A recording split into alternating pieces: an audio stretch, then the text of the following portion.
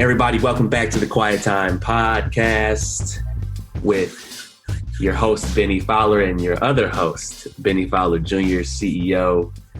So we're back. When did you start thinking that, you were actually a brand? Well, I can't say I learned a lot more about developing a brand probably in terms of what we're talking about, a pure brand, probably around 35 or 40 years old. But one of the things that I reflect on it is when I first went to college at Central State University, a historically Black college, one of the first things that we did, we met with the president of the university doing a speech and the placement director who actually had a part in the speaking. And, in terms of what the placement director had to say, as well as the president of the university, is to say, not everybody, I know all of you guys are basketball players and athletes because it was a reception for us coming to school. And they said, well, there's just only a small few that's going to make it to the pros. So one of the things that they started to talk to us about early on is making sure that you get a good education, because that's the primary reason why you're there.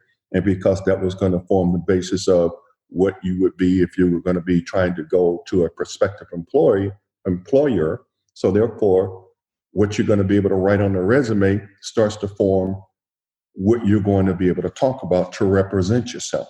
So I would think that on a formal basis, taking that as kind of a real starting point where you start to think about stories that you're going to tell about yourself. And, if there's only one job to give, why would it be you? And that was the concept that, my placement counselor always talked to me about every time I went over to have a discussion with them. It was more about, me as an individual.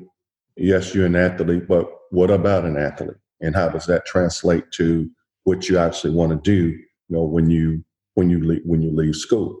And you have to learn things about the work ethic, the preparation, the teamwork, all the things that businesses need, which, these are things that you learn that they form the essence of the brand that you have. So getting good grades and being able to talk about that, what are they not? It's not just the good grades. It's like, how did you get the good grades? Because there's various ways to do it, as we know. And so therefore being able to talk about that and to say, why I should be the person that they choose for whatever they're doing. So I think that, what we would want everyone to understand is that you start to define and create those stories very early in life. And the more you can write down about the experiences and how to portray them in terms of your value really will determine, where you go and how people select you to do the things that you want to do, because it's really going to be how they can take your brand or you as an individual and what you can do to help them create value for or in the situation that they're in. Yeah, or if they're just an entrepreneur. When you are an entrepreneur, it's all about your brand and who you are and the values that you live by. I think, building a winning brand starts with, like you said, your story. And everybody has a great story as long as they know how to put it together and portray it for people. I think everybody has a story to tell, and they should tell their story because it separates them from everyone else. It's, no one's the same. And, we have similar characteristics, all of us as people, but nobody's ever the same. And when you talk about building a winning brand, you think about like a LeBron James, like more than an athlete, that's his brand and everything that he's doing, or all these great athletes. Well, just because I understand their brand, like even Odell's brand, it was the blonde hair. Like that's how he kind of separated himself from people. And when I see business owners, you see them, like Ford, its own brand. It's different than GM. Their cars are different. And then you have like luxury brands. So that's kind of how people have to start thinking about brands. And the way to build a brand is to, like you said, like know your own story, know how you got where you are. Right. Well, I think that when you look at the GPS method, starting off with the goals, because whatever goals you set for, there's a road and a journey that you're going to be on that really kind of helps you reach the goal.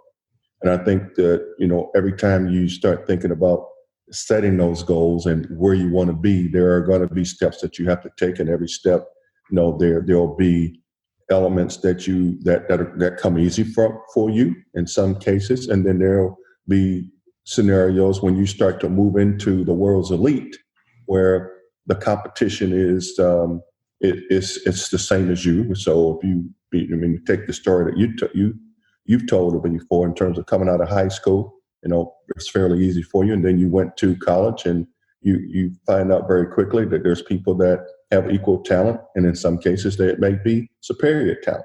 And because of the talent that you have and it's in you, and your thought process around how you wanted to excel in that situation, your God-given instinct started to take over, and it's taken to a different level. So certainly proud of you for working and accepting the challenge, and then taking your journey and putting pen to paper, and now working to help others, which is an admirable quality.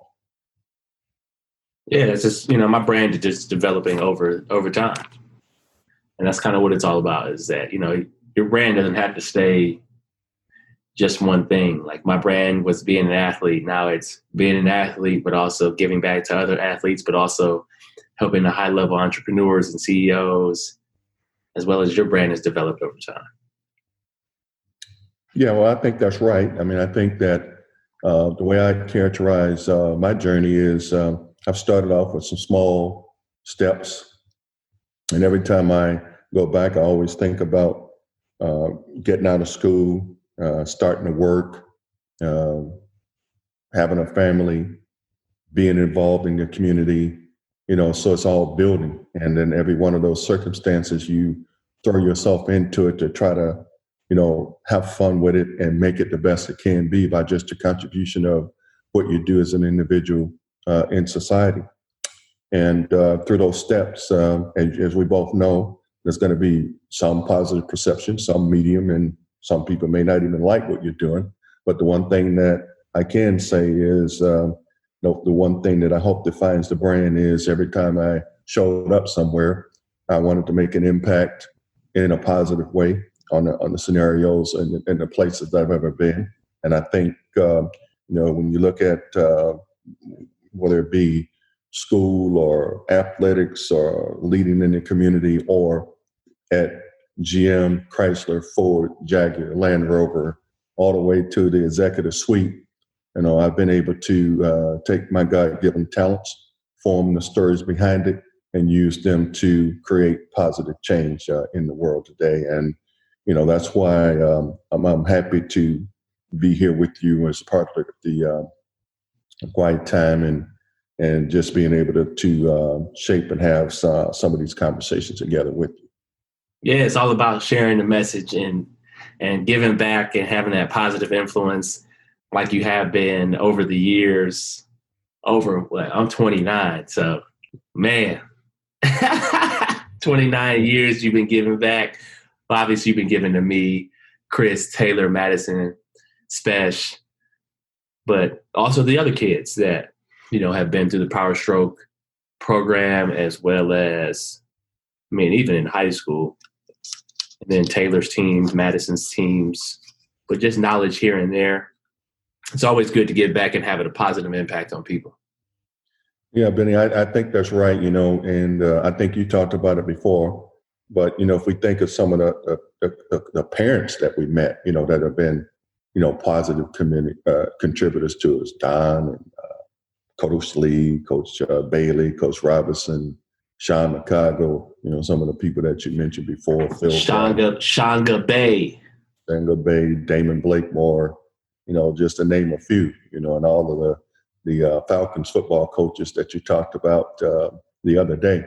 I mean, all of these people, when you look back on it and you say how blessed we were to be in these situations, I can only say that if you make the investment, there will be a high return because you're there, you're in the moment, you're working hard to try to, learn how to be whatever the situation calls for because you really don't know. I mean, I was a great athlete, but learning how to coach kids and learning how to do the things necessary to get us in position to win at every level was kind of a fundamental thing, because it does require leadership, and that's why I like this situation, because it's different than corporate America. It's different than being a father. It's just a whole different situation when you're planning for an organization that has 7 teams and 100 kids in it at one time, and you're really trying to get them ready to help them learn what it is to be in a sport, to play a sport, and then hopefully what you did to provide the foundation makes it easy for them, especially when you go to the next stage and they leave us, because most of the time kids left us at the 9th grade, and many of you guys went on to play for all-star teams, start for your high schools, and they really went on to stellar careers,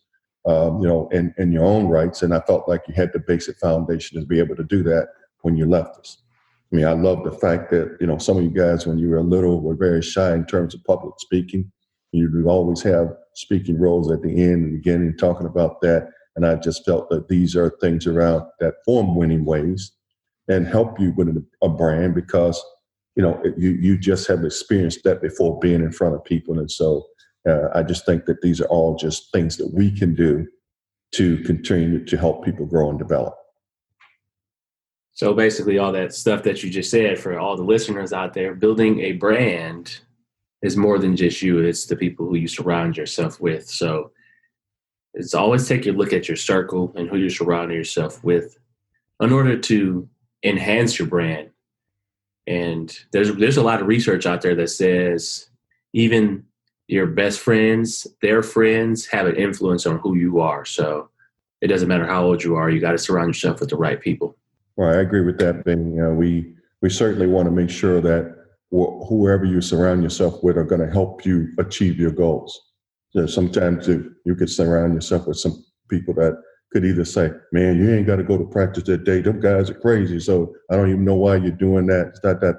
And sometimes people get influenced by those things, and those things can affect whether you achieve the greatness that you have.